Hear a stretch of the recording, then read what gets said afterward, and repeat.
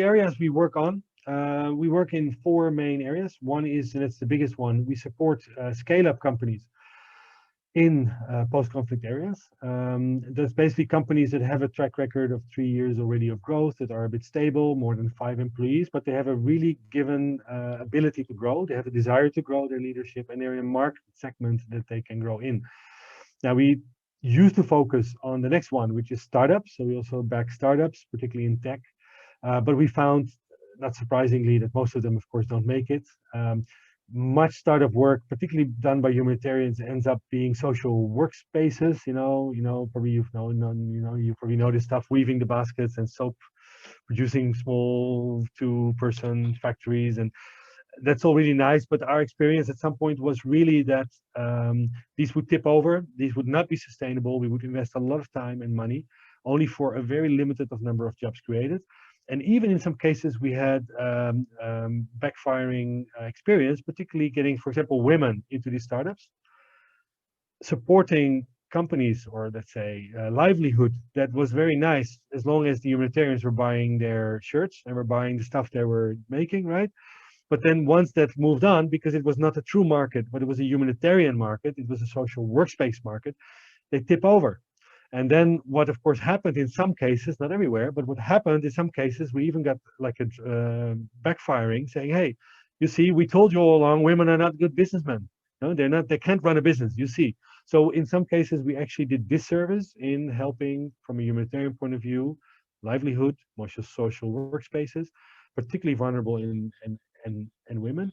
So we've shifted gear entirely now, maybe 75% to the scale up. So companies that are already have a basis, that have a financial basis to grow. And we don't engage ourselves in the vetting of these companies, but we put people from the business sector in there. The thing we as an NGO do is we make sure that we have vulnerability criteria, gender criteria in the selection of which companies we support, and that we don't support companies which would have made it anyway, because that's the other point of the scale, that you help economic development that would have occurred anyway, and then it's not for us, I think, and for our sector to engage in that. Then the bottom 2, we do a lot of match up. That's basically matching youth in vulnerable situations to jobs, particularly, for example, Syrian refugees at the moment in Turkey, with one of our partners, put 7,000 Syrians in Turkish companies, got them working permits.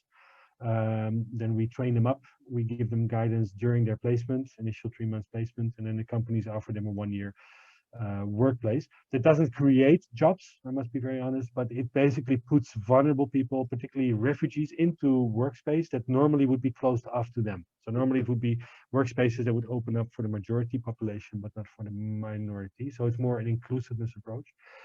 And then the skill up, we then work through systemic change with universities and TVET institutions to change the curricula, so that basically they open a business incubator at the TVET school, or at university they open internships as part of the curriculum. They open up a traineeships program, so that we integrate our activities in institutional reform. About soon half our funding and also institutional support from the West. So that's our own government.